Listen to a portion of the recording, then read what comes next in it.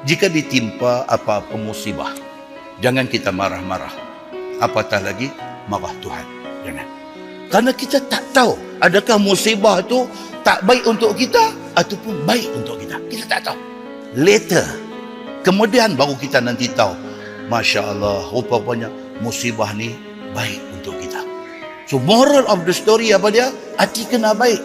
Apatah lagi dengan Allah, kita kena baik sangka dengan Allah Subhanahu wa ta'ala. Kan? Contoh paling dekat kita kata apa? Kita ada anak 4 orang di rumah. 3 orang very successful. Gaji besar, hidup senang lenang. Ada seorang anak kita dalam 4 orang ni tak berapa nak menjadi dari segi pelajaran. Dan dialah jadi punching bag kita. Kita nak marah pun kita lepas kat dia, kita tak puas hati pun kita hantam dia, apa-apa jadi pun kita salah dia. Tuan-tuan, di hari tua kita, siapa jaga? Budak ni jaga kita.